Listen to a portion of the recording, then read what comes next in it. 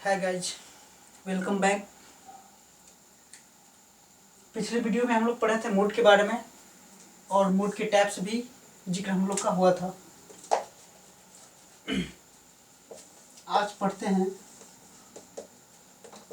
Present subjunctive mood के बारे में। इसे अच्छे तरीके से समझने के लिए इसे हम टेंस से रिलेट करते हैं। Present indefinite tense. Subjective mood में पिछले वीडियो में आपको बताया था कि यदि एक्शन रहेगा, एक्शन वर्ब, तो मेन वर्ब का फर्स्ट फॉर्म ही लाएंगे यानी do.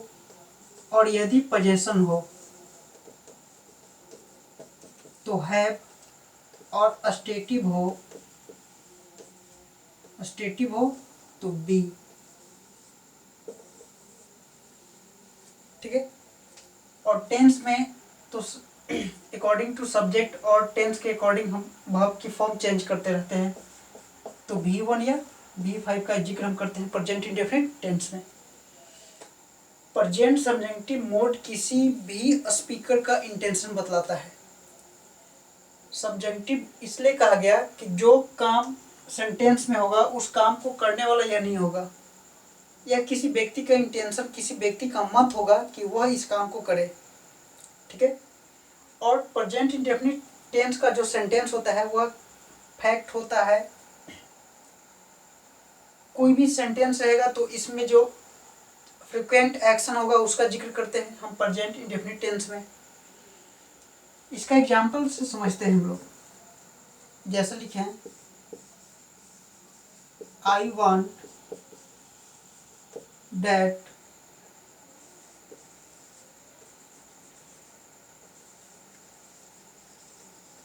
everybody stay at home. Second example,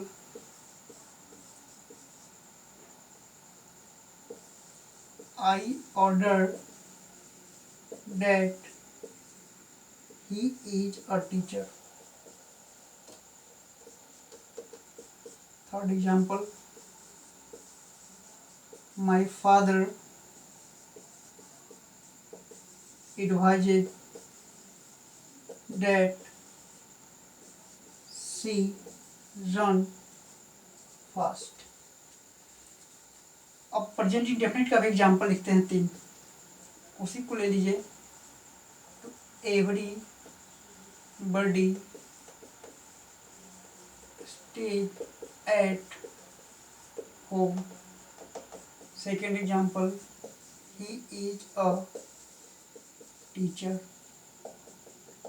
Third example, she runs fast.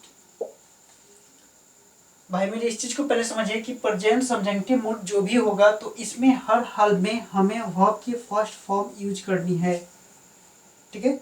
जैसे वर्ब स्टेटिव वर्ब भी होता है, एक्शन वर्ब होता है, नॉन एक्शन वर्ब होता है, पोजेशन वर्ब होता है। तो या तो पोजेशन वर्ब हो, एक्शन वर्ब हो, स्टेटिव वर्ब हो, ये सबका वर्ब की फर्स्ट फॉर्म ही हमें यूज करनी है। ठीक है, इस चीज को समझे। और इसमें आ जाइए, ये जो टेंस होता है, टेंस में तो या तो V1 या V5, थर्ड पर्सन रहा तो V5, और फर्स्ट पर्सन के साथ वर्ब की फर्स्ट फॉर्म यूज करते हैं। अब इसमें एग्जांपल में समझिए, I want that everybody stay at home. ये जो डेट क्लाउज आपको बना, that everybody stay at home, ये जो क्लाउज आपका बना, और आई वांट, इस क्लाउज को आप नाउन क्लाउज बोल सकते हैं क्योंकि आई वांट और वाट का ये रिप्लाई है तो यह नाउन क्लाउज बना। ठीक है।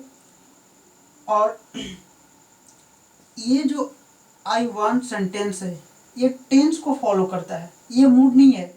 मूड मेरा that everybody stay at home, ये मेरा मूड है, ये मेरा मूड है।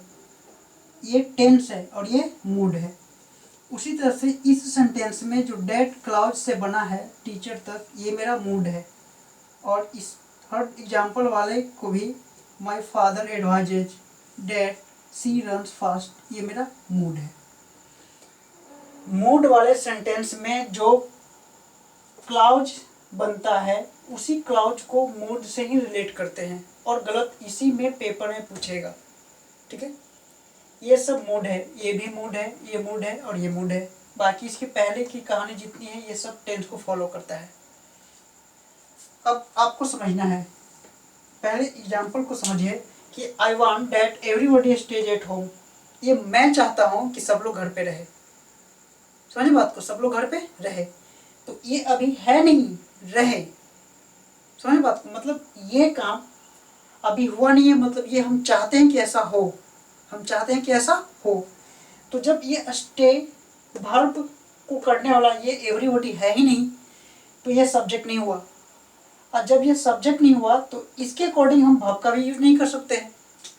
तो इसमें यही गलत होता है कि स्टेज में जो V5 है इसे हमेशा हम मेन वर्ब की फर्स्ट फॉर्म ही लिखा करते हैं मूड में।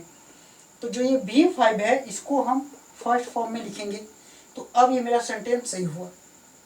ठीक है, सेकेंड एग्जाम्पल में I order that he is a teacher.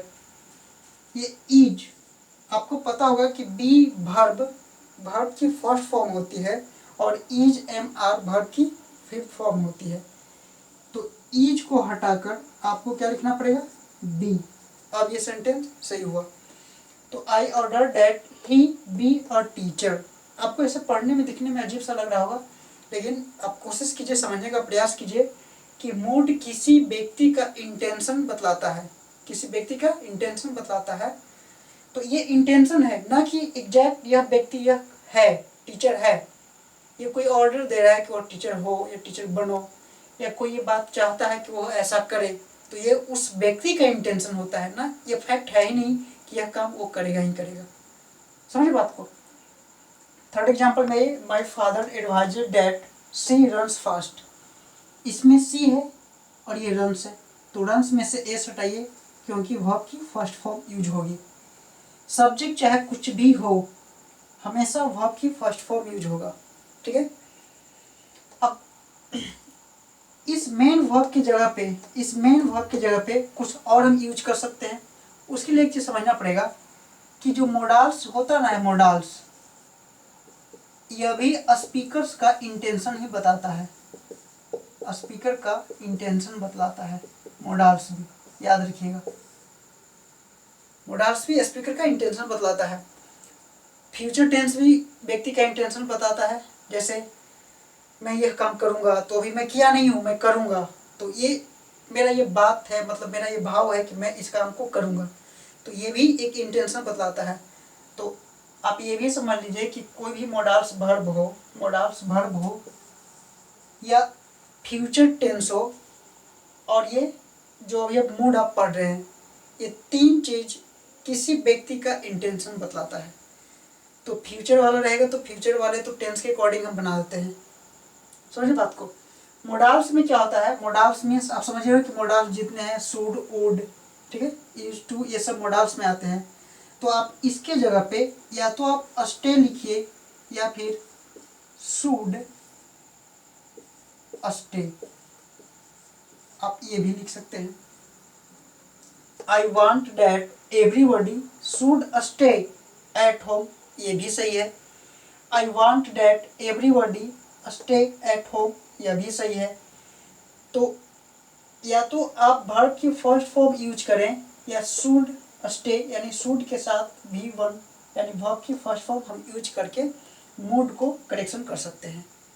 उसी तरह से इस सेंटेंस में I order that he B a teacher, यह भी बिल्कुल सही सेंटेंस है। आप इसमें यह भी कर सकते हैं कि शुड बी अ टीचर, यह भी सही है। ये हम मोडाल्स का यूज कर दिए।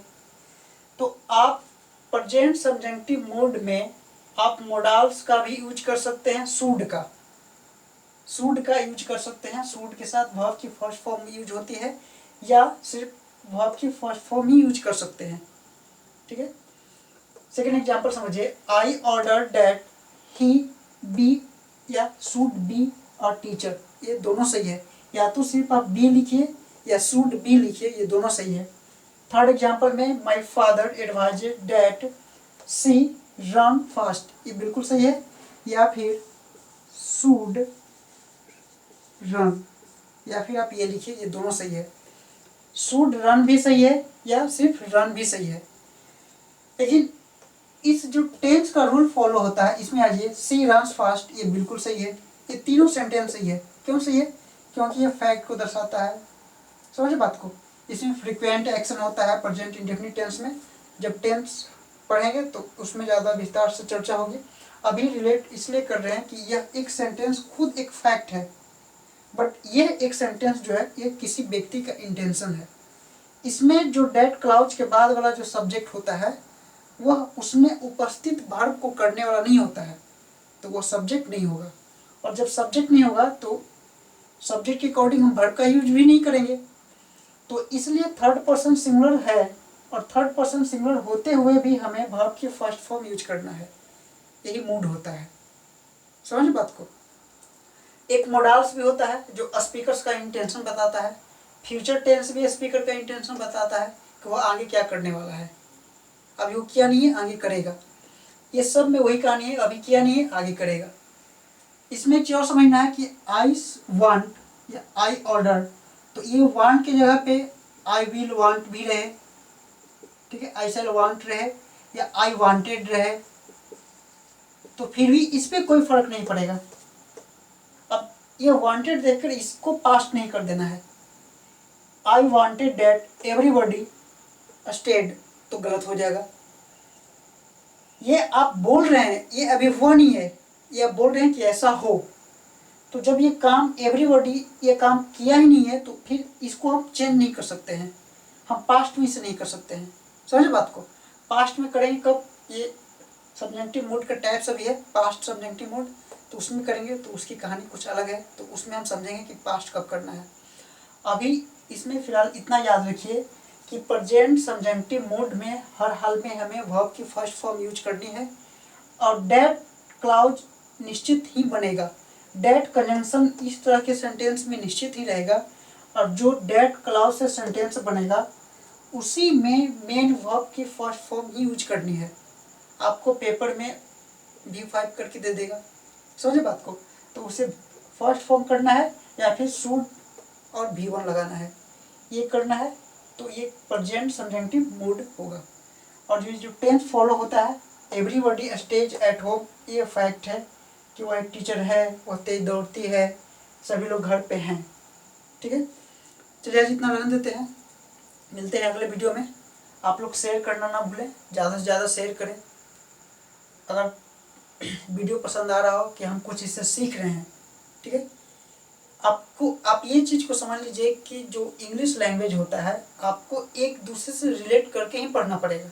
समझे बात को? कोई भी टॉपिक अलग नहीं होता है, हर एक टॉपिक एक दूसरे से जुड़ा हुआ है। आप ढंग से समझिएगा ना तो हर एक चीज़ आपको दिखेगा कि कैसे इंग्लिश को एक दूसरे से पिरोया जाता है। ठीक है, चलिए थैंक यू, मिलते हैं अगले वीडियो में। सभी को बाय, थैंक यू।